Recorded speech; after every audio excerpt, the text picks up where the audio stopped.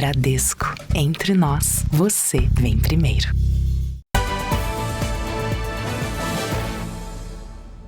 Boa noite. Boa noite. Criminosos se aproveitam do avanço da dengue no Brasil para cometer um novo golpe.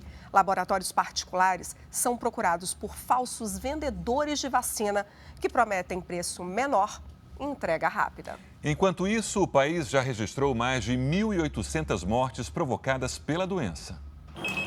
Na clínica de vacinas, o telefone toca o dia todo. E a resposta é sempre a mesma. Infelizmente, a vacina da dengue está em falta na rede privada. Serviços particulares de saúde não estão recebendo a vacina porque a prioridade da farmacêutica que produz o imunizante é abastecer a rede pública. Tem um número muito grande, tem uma lista de espera hoje de clientes de mais de 700 pessoas aguardando chegar o imunizante do laboratório da Qdenga. A dificuldade que clínicas e laboratórios enfrentam hoje para comprar a vacina chamou a atenção de criminosos. Foi assim que surgiu uma nova tentativa de fraude. As quadrilhas procuram empresas da rede privada de saúde e fazem propostas falsas de venda do imunizante. Na mensagem pelo celular, o suposto negociador diz falar em nome da farmacêutica japonesa e promete um preço competitivo. A clínica desconfiou quando o vendedor cometeu um erro. Ofertou uma vacina dizendo que a vacina vinha de um outro país, da China, e sendo que a nossa vacina oficial ela é produzida num laboratório que fica localizado no Japão. Em nota, a farmacêutica responsável pela fabricação e distribuição da vacina informou que tomou conhecimento da denúncia e que repudia a venda ilegal do imunizante. A preocupação aumenta com o avanço de casos da doença. Segundo o Ministério da Saúde, desde janeiro, já foram registrados mais de 3.900.000 casos prováveis de dengue. A doença já provocou mais de 1.800 mortes. A prevenção para evitar a proliferação do mosquito é fundamental, mas cuidar da própria casa pode não ser suficiente. Moradores desta rua em São Paulo reclamam da piscina em um imóvel desocupado há muitos anos. Luciana mora ao lado. O marido dela está com dengue. 2 filhos e ela também já tiveram a doença. A gente compra repelente, fecha a casa, mantém tudo guardado, né? A parte de planta da forma como tem que ser, faz toda a nossa parte, mas isso não está na nossa mão, porque a gente tem vizinhos que não cumprem a parte deles e deixam que a gente sofra. A Cláudia conta que já fez várias reclamações para a Vigilância Sanitária e a Prefeitura. A Prefeitura esteve aqui no dia 6 de janeiro, acompanhada de GCM, Vigilância Sanitária. Estiveram aqui no dia seguinte, pulverizaram e ficaram de retornar em 15 dias, o que nunca mais aconteceu. A Prefeitura disse que uma equipe foi ao imóvel na semana passada, mas não encontrou o proprietário e que irá fazer uma nova visita. Veja agora outros destaques do dia. Corpos de vítimas do incêndio em Pousada são enterrados em Porto Alegre. Estudo revela que a saúde do brasileiro piorou nos últimos 4 anos. Julgamento sobre a desoneração da folha de pagamento é suspenso no Supremo Tribunal Federal. Setores que mais empregam no país e parlamentares criticam a ação que pode levar a corte de vagas de trabalho. Estados Unidos enfrentam o maior número de tornados no ano. Cidades turísticas adotam medidas para se proteger contra o excesso de visitantes.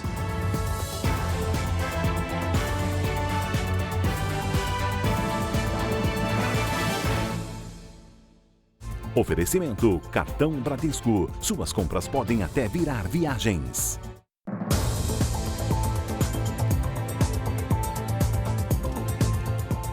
Três pessoas morreram e uma ficou ferida quando um carro bateu contra um muro na madrugada de hoje no Rio de Janeiro. O acidente acontece às vésperas do chamado Maio Amarelo, campanha que reforça a importância de ações para evitar os acidentes de trânsito. O carro subiu a calçada e foi direto contra o muro. 4 pessoas estavam no veículo. 3 delas, uma mulher e 2 homens, não resistiram aos ferimentos. Um deles era o pescador Davi Ferreira, de 23 anos. Ele estava no banco do carona e voltava de um passeio com os amigos. Uma vida inteira com um filho pequeno de 1 ano e agora ele perdeu, né, a vida e o filho dele vai ficar pelo menos praticamente sem rumo, né, perguntando pelo pai dele. O quarto passageiro é um homem de 38 anos que está internado neste hospital, na zona norte do Rio. Dentro do automóvel foram encontradas latas de cerveja. De acordo com a Organização Mundial da Saúde, o Brasil é o terceiro país em número de mortes em acidentes de trânsito. Fica atrás apenas da Índia e da China. Somente no ano passado, mais de 600 mil acidentes foram registrados no Brasil, uma média de 17 casos por dia. Segundo especialistas, a falta de atenção, o excesso de velocidade, a desobediência à sinalização e o consumo de álcool ao dirigir estão entre as principais causas de acidente no Brasil. É importante que municípios e estados, dentro das suas áreas geográficas, façam projetos de educação de trânsito para diminuir o número de acidentes e, principalmente, investir em educação de trânsito também nas escolas para os adolescentes, para pensar no futuro, que assim diminui o número de acidentes e preserva vidas. 5 mortos no incêndio em uma pousada no Rio Grande do Sul ainda não foram identificados. Nós visitamos uma das unidades da rede que presta serviços à Prefeitura de Porto Alegre e encontramos divisórias improvisadas e em condições de segurança precárias. 5 vítimas foram sepultadas neste sábado. 4 delas em uma cerimônia coletiva em Porto Alegre. 5 identidades ainda estão sendo analisadas. A gente tem o código genético dessas vítimas e também desses familiares que se apresentaram e fazer esse cruzamento. Acredito que até semana que vem a gente consiga fazer essa identificação deles por DNA. 6 pessoas seguem internadas em hospitais da capital gaúcha. 2 delas em estado grave. Pouco mais de 24 horas após o incêndio, o prédio que fica na região central de Porto Alegre foi coberto por tapumes. O prédio oferecia 30 quartos para aluguel. 16 vagas eram destinadas a pessoas em situação de vulnerabilidade. O pagamento vinha por meio de um convênio com a Prefeitura de Porto Alegre e o imóvel, que é particular, funcionava sem plano de prevenção contra incêndios. A pousada pertence a um grupo que administra outras 22 acomodações que também tem parceria com a Prefeitura. Uma força-tarefa foi organizada para vistoriar estes locais. O prazo para a conclusão dos trabalhos é de 1 semana. Se forem constatadas irregularidades, o contrato poderá ser encerrado. Total de pessoas abrigadas nós não sabemos, mas nós da Prefeitura temos 320 vagas ocupadas nessas pousadas. São mais de 400 vagas contratadas. A equipe do Jornal da Record teve acesso ao interior desta unidade na zona norte de Porto Alegre. A propaganda no site apresenta quartos pequenos, simples, limpos e organizados. Mas o que encontramos foram divisórias improvisadas com madeira, problemas de ventilação e até falta de extintores de incêndio. As condições de segurança também são precárias. Os problemas na fiação elétrica são aparentes. Esta mulher, que não quis se identificar, estava na pousada que pegou fogo. Após o acidente, ela foi encaminhada para esta unidade. A moradora diz que os problemas na estrutura são parecidos e que ela tem medo de outro incêndio. Não tem como escapar, porque é só uma porta. Os pais sabem que quando se trata de criança, num piscar de olhos, pode acontecer um acidente. No ano passado, as quedas provocaram a internação de mais de 30 mil crianças menores de 10 anos na rede pública de saúde. Energia de sobra nos brinquedos e nos malabarismos com um só braço. É que o outro ainda está dolorido por causa de uma batida no escorregador de uma lanchonete. Ao invés dela escorregar sentadinha, ela foi mergulhar e o braço dela travou no escorregador e o corpo seguiu. O acidente aconteceu no fim de janeiro. Foram 2 semanas com o braço imobilizado e muita dor. Ele ficou menor, mas eu não conseguia, esticar. Maria Heloísa já foi parar 2 vezes no hospital. Com 6 meses ela caiu do trocadorzinho que era em cima da cômoda e bateu a cabeça, precisou ir para observação e foi o primeiro trauma que a gente teve com ela. Apesar do susto, a Rebeca sabe que os acidentes sofridos pela Maria Luísa foram leves. É que muitas vezes no Brasil, acidentes parecidos terminam com consequências mais graves. Só no ano passado, cerca de 33 mil crianças menores de 10 anos foram internadas por conta de quedas. Desde 2014, o número de internações de crianças na rede pública por quedas ultrapassou 332 mil.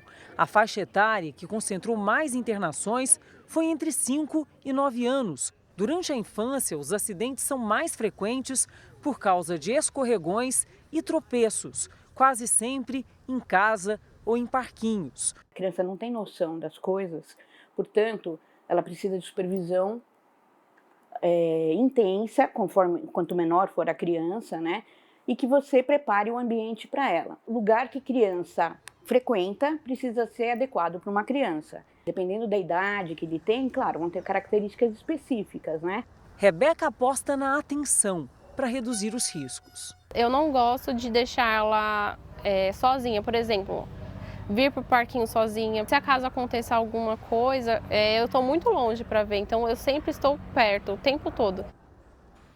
Uma pesquisa encomendada pelo Ministério da Saúde mostra que em 4 anos, os casos de obesidade cresceram mais de 4 pontos percentuais no Brasil.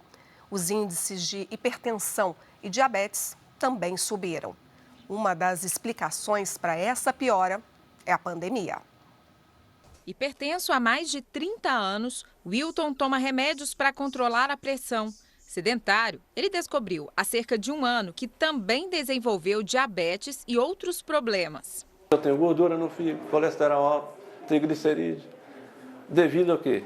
A ser acomodado demais. Ele faz parte de um grande grupo. A saúde do brasileiro vem piorando nos últimos anos. Levantamento da Universidade Federal de Minas Gerais, feito a pedido do Ministério da Saúde, mostrou que os casos de obesidade, diabetes e hipertensão estão crescendo no país. Este médico diz que a piora ainda é reflexo da pandemia. Devido também ao paciente ter ficado mais em casa, ali, ter aquele momento ali que não houve uma atividade grande, né? Então isso aí com certeza corroborou para um aumento aí dessas taxas. A pesquisa foi feita com 54 mil pessoas de todo o país entre 2019 e 2023. Os pesquisadores descobriram que a obesidade, que afetava 20,3% da população, passou para 24,4%. Os índices de hipertensão passaram de 24,5% para 27,9% e os de diabetes de 7,5% para 10,2%. A pesquisadora que conduziu o levantamento aponta o que seria necessário para reverter esse quadro. Eu destacaria um incentivo à prática da atividade física, tanto em campanhas de comunicação, mas também espaços de atividade física, espaços saudáveis. É muito importante a alimentação saudável, isso previne diabetes, previne doenças cardiovasculares. A Ivete já começou essa mudança. Hipertensa e diabética, ela passou a praticar atividades físicas 3 vezes por semana. Os resultados positivos já apareceram. Minha glicose está 99, para quem ficava para 300, 400. A minha colesterol também abaixou muito, né? E a minha hipertensão estou com 12. Sucesso total. O Brasil tem cerca de 6 milhões de trabalhadores domésticos e quase a metade está no Pará. A falta de formalização é um dos muitos desafios enfrentados por esses profissionais. Laisa tem 21 anos e é diarista desde os 18, mas nunca conseguiu a tão sonhada carteira assinada. No ano passado, trabalhou por quase 12 meses em uma casa, mas foi demitida. Ela só falou que não ia dar mais para mim. Aí ela foi e me demitiu. Saí de lá assim, com uma mão na frente e outra atrás, né? O Brasil tem quase 6 milhões de trabalhadores domésticos. Dados do IBGE mostram que na região norte a informalidade aumentou nos últimos anos. Dos 443 mil trabalhadores, quase a metade está no Pará. Desse total, 91% são mulheres e 87% não têm carteira assinada. A gente está falando de um trabalho que infelizmente é altamente precarizado, porque sem carteira de trabalho assinada, sem 13º, sem férias, sem acesso à previdência, auxílio-doença, e nessa mesma condição ainda há uma parcela significativa que trabalha para além das 44 horas semanais e tem ali um perfil de idade muito jovem, atrapalhando estudos, dificultando a rotina e precarizando ainda mais a situação desse trabalhador. A PEC das domésticas, como ficou conhecida, a Emenda Constitucional de 2013, garantiu direitos trabalhistas para os profissionais da categoria, mas os desafios ainda são enormes para a formalização desses trabalhadores. Ainda com todo o avanço, carece de muita fiscalização. E é um trabalho invisível, muitas das vezes, em lares da qual a gente não tem entrada a própria fiscalização. Então, muita estratégia para, além disso, muitas políticas públicas precisam ser pensadas para proteger e reconhecer esse trabalhador. Está em tramitação na Câmara dos Deputados um projeto de lei que promete dar fim àquela dor de cabeça de quem compra carro usado e aí precisa responder por multas e outros antigos débitos do proprietário.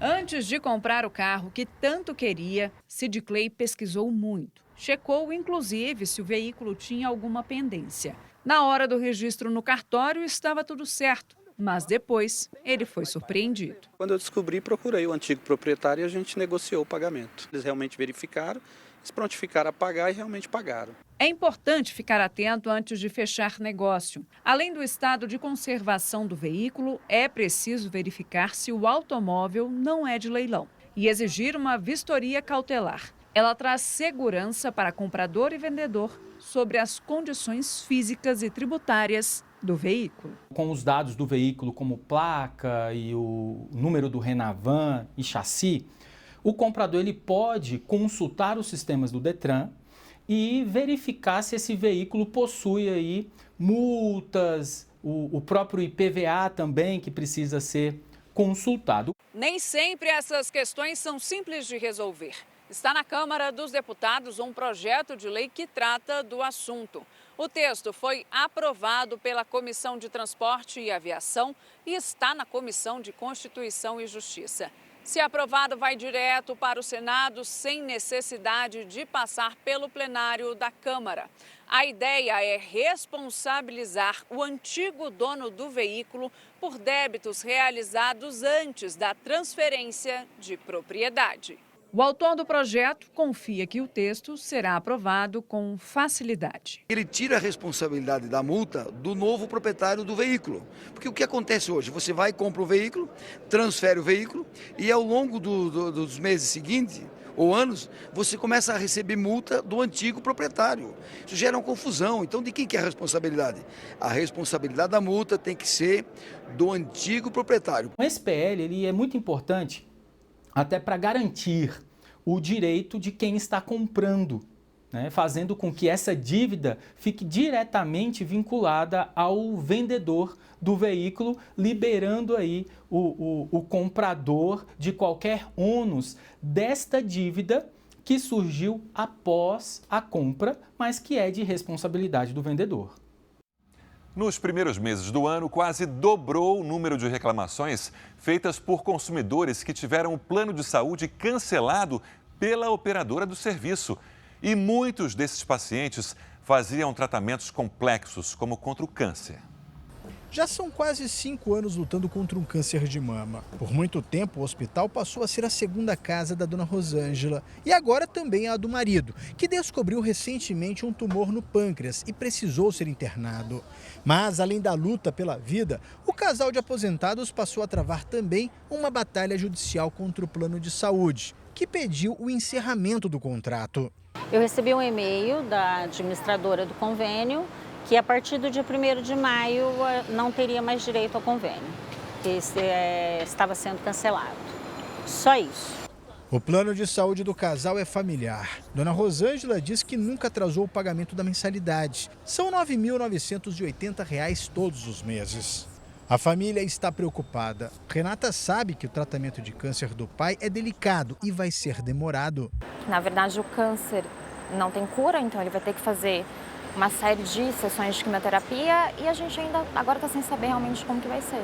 De acordo com a Agência Nacional de Saúde Suplementar, nos 3 primeiros meses deste ano, o número de reclamações por cancelamentos unilaterais quase dobrou se comparado ao mesmo período do ano passado. Segundo a agência, as condições para a rescisão e cancelamento do plano de saúde devem estar previstas em contrato e o motivo precisa ser repassado ao cliente. O descumprimento das cláusulas pode gerar multa de até R$80 mil. A anulação do contrato é permitida pela ANS em algumas situações, como a inadimplência por mais de 60 dias e a constatação de fraude na contratação do serviço.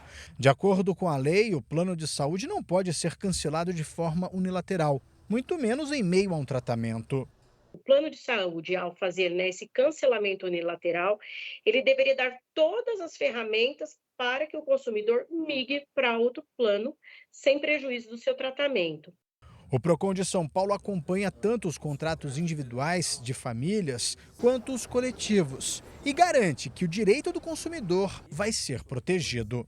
É importante uma melhor regulação por parte da Agência Nacional de Saúde Suplementar, em especial dos planos coletivos. Essa é uma bandeira do Procon São Paulo para que haja uma melhor segurança jurídica em que pese o Código de Defesa do Consumidor coibir qualquer abusividade. Já tem tantas preocupações que é passar por essa fase que vai ser muito difícil para a gente, mais difícil ainda para ele. O lobo-guará é um animal silvestre da fauna brasileira ameaçado de extinção. Por isso, ver um de perto é cada vez mais difícil. Mas para os moradores de uma cidade no interior do Mato Grosso do Sul, não é bem assim.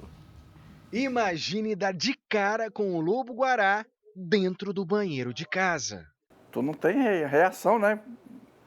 Um bicho daquele tamanho e sozinho aqui atrás, falei, vai dar problema.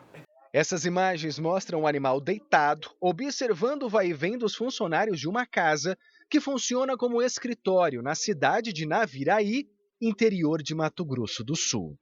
O seu natalino flagrou o momento em que o lobo entrou no local. Vi ele entrando, eu gritei pro parceiro de serviço, falou, toca esse cachorro daí. Aí ele se assustou, falou, que cachorro, pai, isso aqui é um lobo-guará. A Polícia Militar Ambiental foi acionada para tentar resgatar o animal silvestre. Mas capturar um lobo-guará não é uma tarefa fácil. Viemos aqui no escritório e vimos que o lobo-guará era um animal muito grande, de porte físico muito avantajado. E ficamos preocupados, né? Porque temos que tomar cuidado com a nossa segurança própria, com a segurança das pessoas e também com a própria segurança do animal, né? Um médico veterinário se voluntariou para ajudar na captura e deu certo. Nessas imagens, o animal já aparece sedado na viatura da polícia. O lobo foi levado para um centro de reabilitação numa cidade vizinha perto daqui. Lá passou por avaliação e, como estava saudável, foi devolvido à natureza. O animal típico do Cerrado segue ameaçado de extinção. Reabilitar lobos-guará requer cuidados específicos, já que o animal tem hábito solitário e não gosta de viver em bando. Há 3 anos, este projeto no interior da Bahia promove a reintrodução de filhotes órfãos, muitas vezes porque a mãe foi vítima de atropelamento nas estradas. Para esta bióloga, a reintrodução de animais silvestres na natureza é um ganho para toda a biodiversidade. Ele é um dispersor de sementes, é um plantador de florestas, um plantador de árvores, o lobo-guará. Então, a importância, né, da espécie para o ecossistema, para as florestas, para a manutenção da vida. Então, o lobo-guará faz parte desse ciclo da vida, desse ciclo que ocorre na floresta.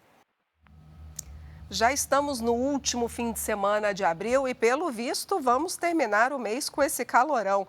Né, Lidiane Sayuri? Boa noite para você. É isso mesmo, Renata. Boa noite para você, boa noite, Sérgio, boa noite a todos que nos acompanham. Pelas imagens de satélite, vemos nuvens carregadas neste momento apenas sobre os extremos, o estado do Pará e o Rio Grande do Sul.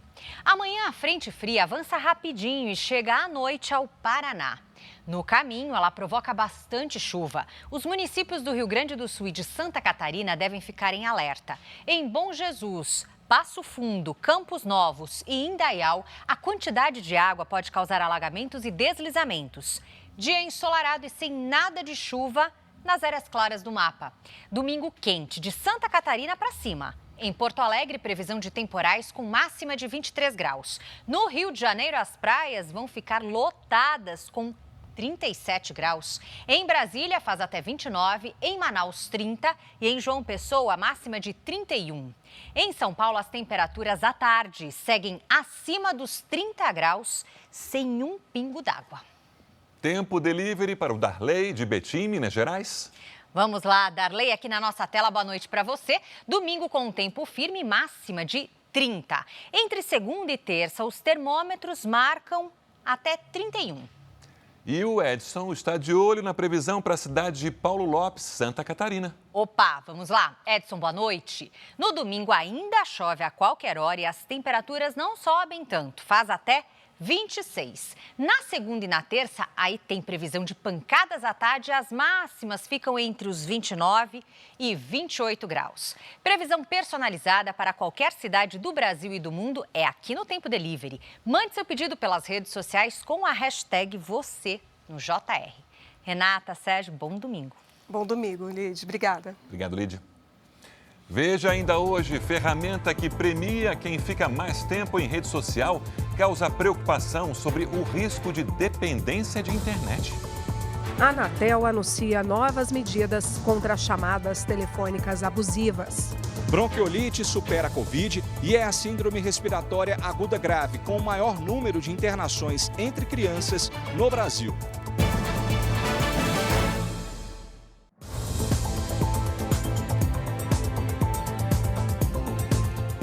A Agência Nacional de Telecomunicações anunciou novas medidas para combater os abusos de empresas de telemarketing com aquelas chamadas indesejadas. A partir do dia 1º de junho, empresas que não se adaptarem às novas regras poderão ser bloqueadas pela Anatel. Sabe aquela ligação indesejada? O Domingos recebe de segunda a domingo. Não quero não. Muito obrigado. É todo dia, 2, 3 vezes por dia, alguém me ligando, oferecendo algum produto. E quando ele se aposentou, a situação ficou ainda pior. Todo dia, 4, 5 ou mais ligações, todo dia oferecendo crédito consignado, empréstimo consignado.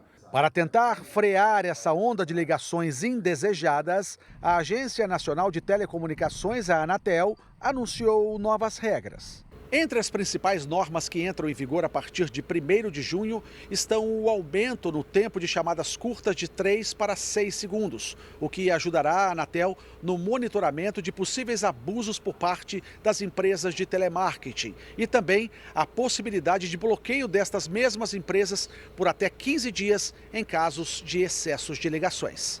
Nos últimos 2 anos, 909 usuários ou empresas foram bloqueados pela Anatel.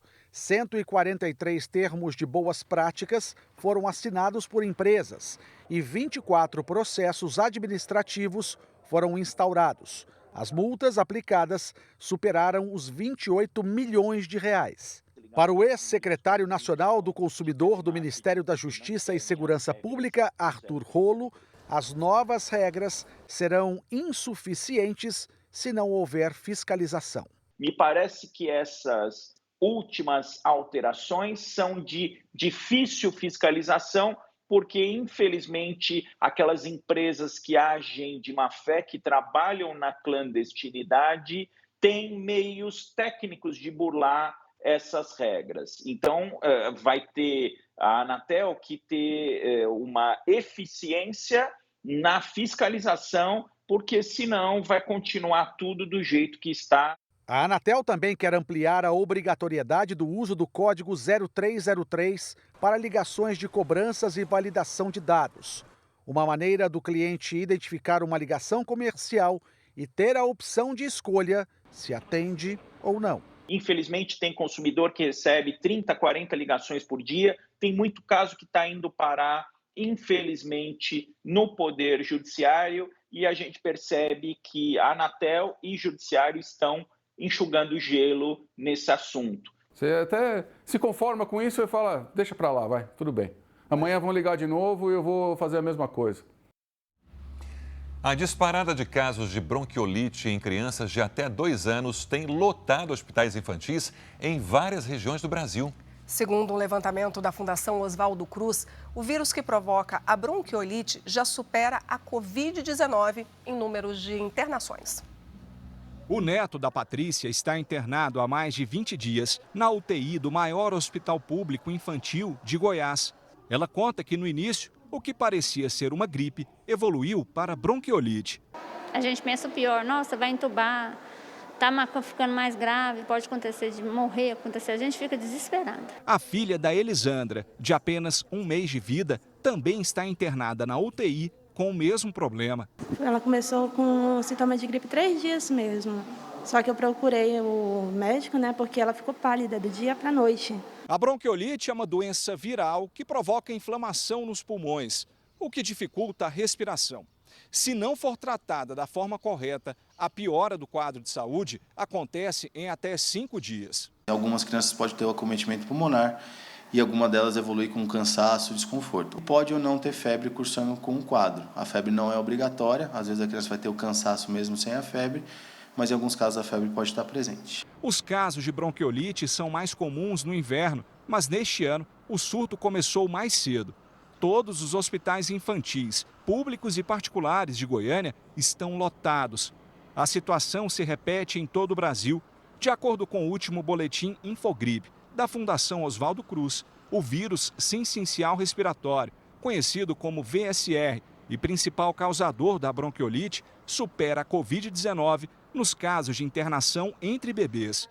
O índice é de quase 60%. E não existe remédio ou tratamento específico para a doença. O principal tratamento para a bronquiolite é a lavagem nasal, principalmente nas crianças mais novas, nos bebês mais novos, nos primeiros meses de vida. Dessa maneira, eles vão ter costumam ter um quadro mais leve. Os bebês menores de 2 anos são os mais prejudicados, como o filho do Maicon, que pegou a doença com apenas 9 dias de vida. Nunca nem tinha ouvido falar de bronquiolite. Então, fica um alerta para os pais, porque muitas das vezes a gente pensa que é somente uma gripe comum. E o Matheus mesmo, se a gente tivesse demorado um pouco mais a levar ele, talvez a gente não tinha conseguido chegar a tempo. Veja ainda hoje, cidades turísticas adotam medidas para evitar multidões. Série de tornados atinge a região central dos Estados Unidos, bate recorde para um único dia no ano e afeta milhões de americanos. Final de campeonato sub-18 de futsal entre Corinthians e Palmeiras termina em briga generalizada.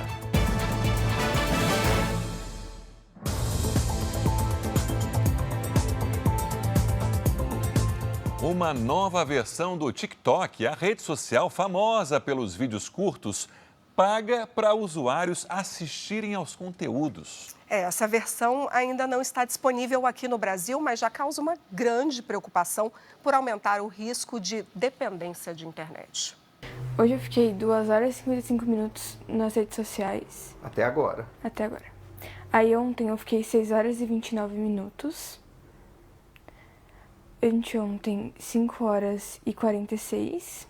Esse é o tempo que a Júlia passa nas redes sociais. Ela tem 14 anos e navega desde os 8. Quando eu pesquiso algum assunto ou vejo alguma coisa e eu curto, começa a aparecer a mesma coisa ou alguma coisa a ver com aquilo ou parecido. São chamados algoritmos, uma estratégia usada pelas redes para manter as pessoas conectadas.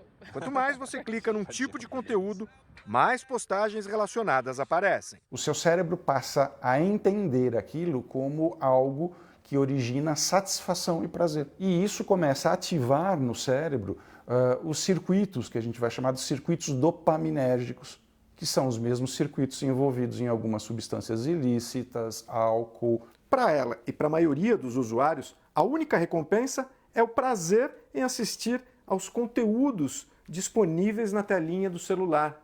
Agora, Júlia, e se você recebesse alguma coisa por isso? Eu ficaria muito mais tempo. Esse estímulo já está sendo testado por uma rede social. Na França e na Espanha, uma nova versão do TikTok, rede social de vídeos, oferece pontos para os usuários que assistirem a mais conteúdos. Esses pontos podem ser trocados por cartões de presentes ou por moedas do próprio aplicativo. Isso é mais uma engrenagem perversa que essas redes sociais incluem, cujo objetivo é fazer com que o modelo de negócio deles dê muito certo. Então, o que eu posso dizer é que a última coisa que eles estão preocupados é com o estado de saúde dos seus usuários, principalmente crianças e adolescentes. A empresa alega que a idade mínima para se usar a nova versão é 18 anos e que os usuários têm à disposição as mesmas características de segurança, proteção e ajuste de tempo de uso. A mãe da Júlia se preocupa. Ela tem consciência das mudanças negativas provocadas pelo uso excessivo das redes.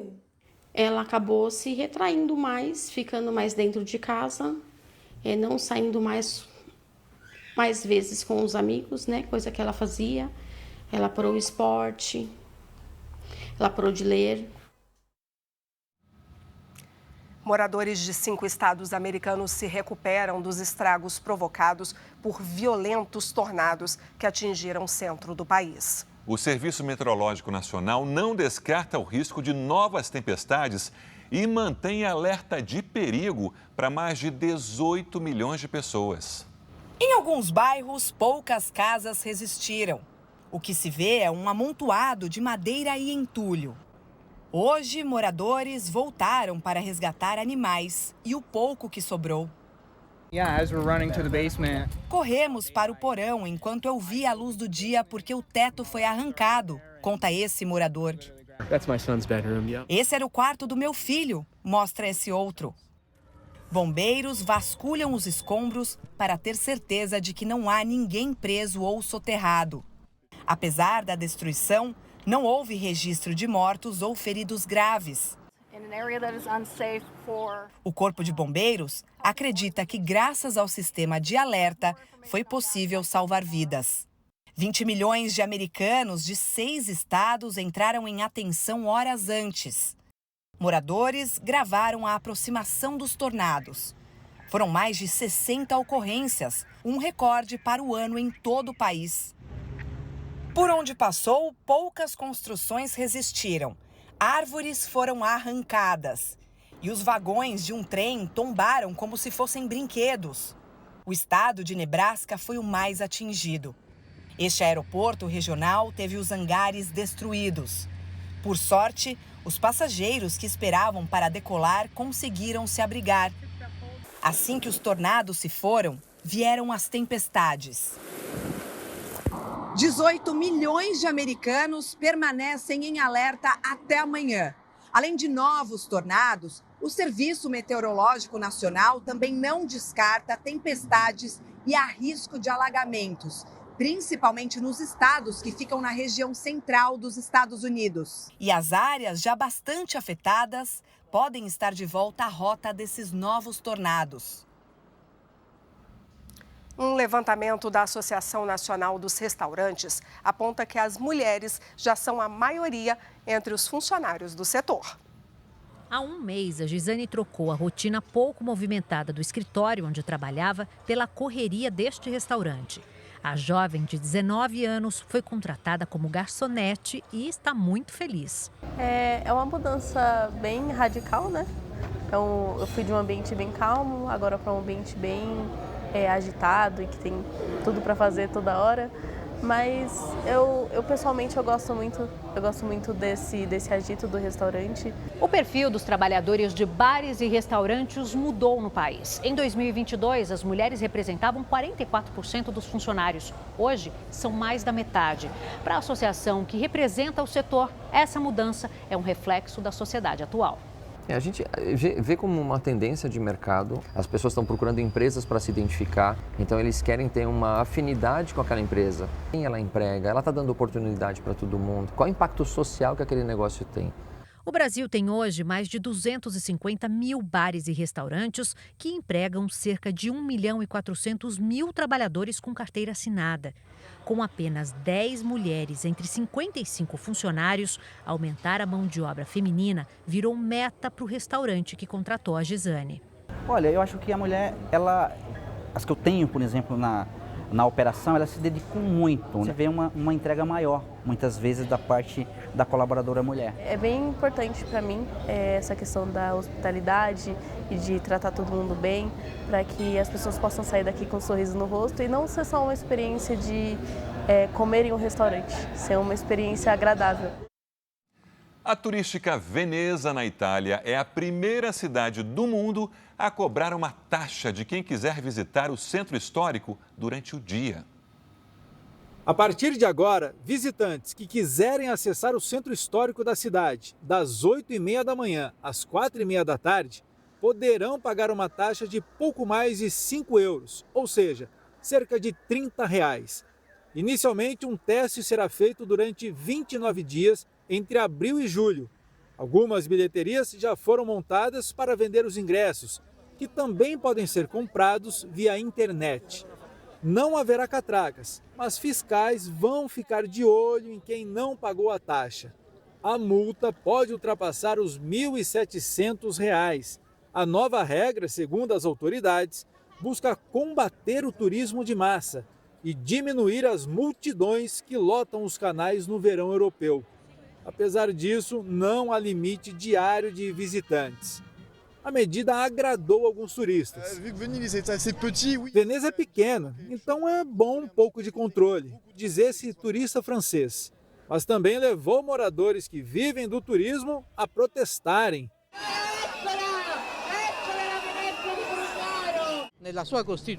A Constituição garante a livre passagem em todos os territórios da União Europeia e da Itália. Não está claro por que Veneza deveria ser diferente, afirma essa moradora. A Itália deve receber 66 milhões de turistas no próximo verão. E Veneza é o terceiro destino turístico mais procurado do país no período.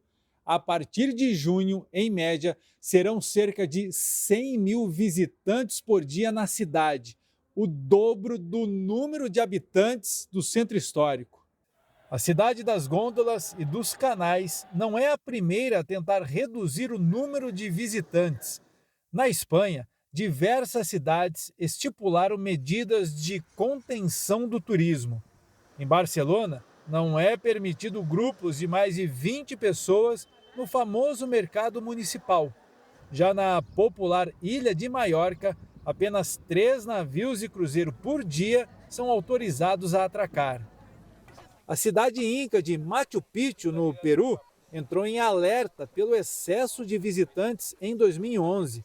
Agora, apenas 4.000 pessoas podem passear pelas ruínas diariamente no Patrimônio Mundial da Unesco.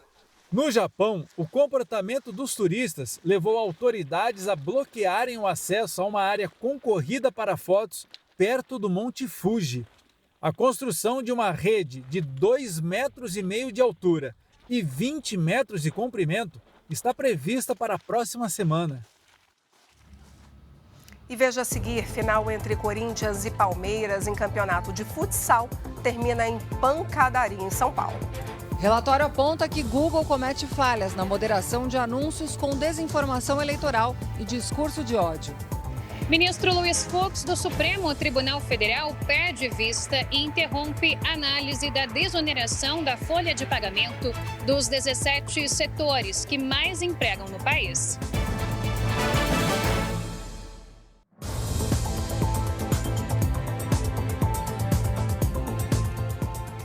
Pesquisadores brasileiros descobriram falhas nas ferramentas de moderação de anúncios da gigante de tecnologia Google. A empresa aprovou, numa primeira etapa, a veiculação de anúncios no YouTube com mentiras sobre o sistema eleitoral brasileiro e discursos de ódio. Com um simples clique, milhares de vídeos estão à disposição na internet. Muitos com conteúdos mentirosos e impulsionados por anúncios publicitários. Ferramentas de moderação do Google que deveriam impedir as chamadas fake news e os discursos de ódio apresentam falhas. Essa é a conclusão de um estudo da Fundação Getúlio Vargas. Os pesquisadores cadastraram na plataforma de publicidade do Google anúncios com mentiras sobre o processo eleitoral no Brasil, com ataques, por exemplo, ao Tribunal Superior Eleitoral e à lei da ficha limpa, além de discursos de ódio. A ideia seria divulgá-los em vídeos no YouTube, rede social da gigante de tecnologia. Foram submetidos à plataforma 38 anúncios em português e em inglês. Na fase de aprovação inicial, 4 foram rejeitados, 1 foi aprovado com restrições e o restante aprovado completamente. As diretrizes das gigantes de tecnologia proíbem informações incorretas sobre sistema eleitoral e discursos violentos. As plataformas afirmam que usam a inteligência artificial e uma equipe de segurança para bloquear a publicidade irregular. Mas as ferramentas de moderação não funcionam completamente, segundo o estudo. Especialistas defendem que essas empresas estão numa zona de conforto quando o assunto é o combate à desinformação e discursos violentos. Elas têm uma responsabilidade social e elas têm tecnologia suficiente para controlar os conteúdos e removê-los quando necessário. Mas eu acredito que as plataformas hoje aqui no Brasil, as redes sociais, elas estão na zona de conforto, porque elas só são responsabilizadas após descumprirem ordens judiciais. Os pesquisadores concluíram que o Google precisa melhorar as ferramentas que detectam infrações às regras e à própria legislação. A empresa afirma que possui políticas robustas que proíbem anúncios com declarações comprovadamente falsas ou discursos de ódio. E que anualmente tem detectado e bloqueado bilhões de anúncios antes que sejam exibidos. Atualmente, tramita no Congresso Nacional o projeto de lei das fake news, que prevê a responsabilização das redes sociais em casos de desinformação. Para o advogado, são necessárias mais regulações das redes sociais. As plataformas, as redes sociais hoje são um palco para as pessoas se manifestarem, para conversarem, para se comunicarem, mas tem que lembrar que, apesar de ser um palco, existem leis que precisam ser respeitadas, existem princípios que precisam ser respeitados. A final do Campeonato Sub-18 de futsal entre Corinthians e Palmeiras foi interrompida após uma briga generalizada entre torcedores e jogadores em um ginásio na zona leste de São Paulo. A confusão começou no final do segundo tempo. Estava 5-2 para o Palmeiras quando um dos jogadores segurou a bola na defesa, o que teria irritado os corintianos. Torcedores invadiram a quadra, o que aumentou ainda mais o tumulto. A polícia militar foi chamada e a situação controlada. Ninguém ficou ferido com gravidade. Em nota, Palmeiras e Corinthians repudiaram o ato de violência. O Vasco da Gama anunciou agora há pouco a demissão do técnico Ramon Dias e do filho dele, Emiliano Dias, que integrava a comissão técnica do time. O desligamento ocorre logo após o Vasco sofrer uma goleada de 4-0 para o Criciúma, hoje pelo Campeonato Brasileiro. Veja agora os destaques do Domingo Espetacular. 30 anos sem Ayrton Senna. Em uma investigação exclusiva, Roberto Cabrini volta à Itália e refaz os últimos passos de Senna no fim de semana em que ele morreu. Pergunta inevitável. Por que tinha que ser assim? As revelações dos bastidores tensos que determinaram a morte do tricampeão mundial de Fórmula 1.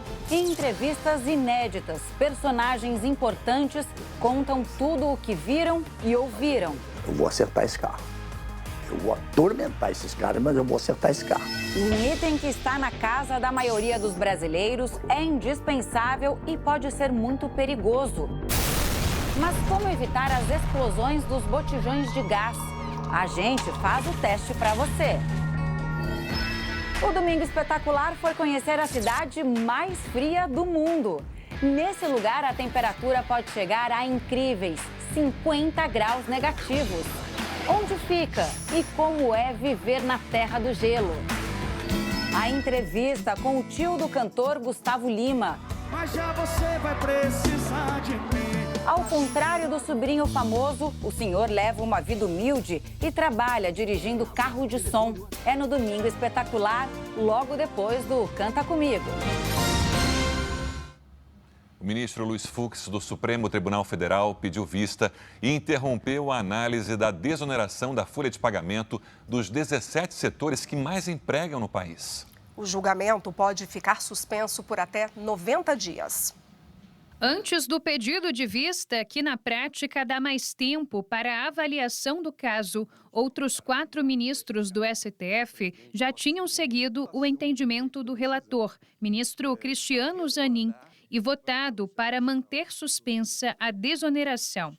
Por mais que a discussão siga paralisada, os magistrados ainda podem pedir destaque, o que levaria o julgamento para o plenário físico da Suprema Corte. O ministro Fux, que é um ministro experiente, o faz porque ele sabe que o tema discutido pelo Supremo Tribunal Federal é objeto de uma calorosa briga entre o Poder Executivo e a presidência do Senado Federal. Então ele põe a bola no chão, vou usar um termo popular aqui, para que as duas partes busquem um consenso. O presidente do Senado, Rodrigo Pacheco, disse nesta sexta-feira que o governo não tem buscado o caminho do diálogo.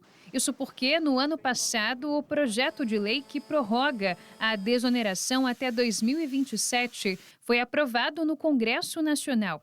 O texto foi vetado pelo presidente Lula e os parlamentares derrubaram o veto, sendo surpreendidos pela judicialização do tema. Para Pacheco, o executivo já aumentou a arrecadação este ano com a ajuda de deputados e senadores, mas não quer diminuir os gastos. 80 bi só nos 3 primeiros meses de aumento de arrecadação em função do trabalho do Congresso Nacional. Tivéssemos nós, quando votamos CARF, apostas esportivas, offshores, fundos exclusivos, subvenções de ICMS, arcabouço fiscal, identificado que era necessário escrever isso em cada um desses projetos, nós teríamos escrito. Não teria problema nenhum de vincular qualquer tipo de receita dessa natureza para poder socorrer os municípios do Brasil. E certamente isso vai acontecer, porque nós, evidentemente, não vamos desistir de defender os municípios do Brasil, de defender os setores da economia. A liminar concedida nesta semana pelo ministro Zanin atende ao pedido do governo federal. O presidente Lula e o advogado-geral da União, Jorge Messias, assinaram a ação solicitando que o STF suspendesse a desoneração. A alegação é de que a medida desrespeita a Lei de Responsabilidade Fiscal. Nos bastidores, deputados e senadores avaliam que o governo está se contradizendo. Isso porque, se de um lado o presidente Lula tem feito discursos para que os ministros melhorem a articulação política com os parlamentares, de outro, o próprio presidente aciona o Supremo, desconsiderando o texto aprovado por ampla maioria no Congresso. É um governo que não respeita a decisão por ampla maioria da Câmara e do Senado. É que não respeita a decisão da derrubada de um veto. É um governo que se afunda cada vez mais e que está criando uma enorme insegurança jurídica no nosso país. O governo agora, não se conformando com aquilo que ele mesmo apoiou, recorre ao judiciário e obtém uma medida liminar para deitar, para jogar fora, em pleno tapetão, contrariando aquilo que ele fez. Além de um desrespeito com o Congresso Nacional, é também um desrespeito com todos os setores da economia afetados, porque gera enorme insegurança jurídica e problemas para quem trabalha e para quem empreende. Rodrigo Pacheco já recorreu da decisão de Zanin, pedindo que a liminar seja revogada, e afirmou que a desoneração que foi implementada em 2011 não fere a Constituição. O recurso classifica a decisão como nula, porque viola o devido processo legal e o princípio da independência e harmonia entre os poderes, já que a assimetria constitucional exige que uma norma aprovada pelo colegiado das duas casas do Congresso Nacional somente tenha sua eficácia suspensa pela maioria absoluta dos membros do Supremo Tribunal Federal. Também no documento, os advogados do Senado alegam que o projeto que trata da desoneração já previa um impacto orçamentário de cerca de 9 bilhões de reais, de modo que todos os parlamentares, ao votarem, estavam plenamente informados acerca do impacto da medida. A desoneração da folha de pagamentos permite que os 17 setores beneficiados paguem alíquotas de 1% a 4,5% sobre a receita bruta, em vez de 20% sobre a folha salarial. Assim, as empresas alegam que podem empregar mais. Sem a desoneração, o receio é de que haja demissões em massa em todo o país. As projeções são de 873 mil empregos que deixarão de ser gerados. Ou seja, é efetivamente uma iniciativa na contramão do que o Brasil precisa. A Federação das Indústrias do Estado de São Paulo, a Fiesp, divulgou nota em que afirma que o fim da desoneração compromete a competitividade e ameaça empregos. Para a Confederação Nacional da Indústria, a CNI, a decisão do STF prejudica o ambiente econômico do país. Temos um conjunto enorme de situações que vão sendo prejudicadas e aquilo que o Brasil mais precisa, que é fortalecer o espírito empreendedor, aumentar o investimento, fica afetado por situações como essa. O presidente do Congresso, Rodrigo Pacheco, divulgou uma nota hoje, respondendo ao ministro da Fazenda, Fernando Haddad, que disse numa entrevista que o Congresso também precisa ter responsabilidade fiscal. Pacheco afirmou que o progresso se assenta na geração de riquezas, oportunidades e empregos, e não na oneração do empresariado. E que uma coisa é ter responsabilidade fiscal, outra, bem diferente, é exigir do parlamento adesão integral ao que pensa o executivo sobre o desenvolvimento do Brasil. Uma nova espécie de dinossauro que viveu na Bahia foi descoberta por pesquisadores da Universidade Federal do Rio de Janeiro. Os fósseis tinham sido levados para Londres há mais de 100 anos, mas só agora foram analisados. Foi nesta região de águas mornas e calmas que os dinossauros viveram há 130 milhões de anos, na periferia de Salvador. Uma surpresa para muita gente daqui. Gente, sabia não. A descoberta foi feita depois de 6 anos de estudos. O nome escolhido para esta nova espécie foi Tietasaura, uma homenagem à protagonista de Tieta do Agreste, obra do escritor baiano Jorge Amado. A ossada foi localizada na região do Recôncavo Baiano, mas só agora foi analisada. Trata-se de uma obra bastante icônica de Jorge Amado e também traz uma pequena alusão à história desse fóssil. Porque esses materiais foram coletados há muitos anos atrás, aqui no Brasil, no caso ali na Bahia, foram levados para fora e depois retornaram, depois de muito tempo, voltaram ao nosso país. Inicialmente, esses fósseis haviam sido encontrados por operários que construíam uma ferrovia entre os anos de 1859 e 1906. A ossada foi levada para a Inglaterra, onde ficou esquecida por mais de 100 anos, no Museu de História Natural de Londres. Os pesquisadores da Universidade Federal do Rio de Janeiro realizaram uma análise minuciosa e descobriram que esses foram os primeiros ossos de dinossauro encontrados na América do Sul. A Tietasaura se alimentava de vegetais e tinha mais ou menos 2 metros de comprimento. Quem participou da pesquisa acredita que outras descobertas virão. No nosso trabalho descrevemos vários representantes de grupos distintos de dinossauros além da Tietasaura, então é muito provável que mais espécies estejam aí a serem descobertas. O Jornal da Record termina aqui. A edição de hoje na íntegra e também a nossa versão em podcast estão no Play Plus e em todas as nossas plataformas digitais. Fique agora com os melhores momentos de Reis, a Decadência, e logo após a grande conquista tem Super Tela com o filme Presságio. Imperdível. Uma boa noite para você. Eu te encontro amanhã no Domingo Espetacular. Boa noite, até lá.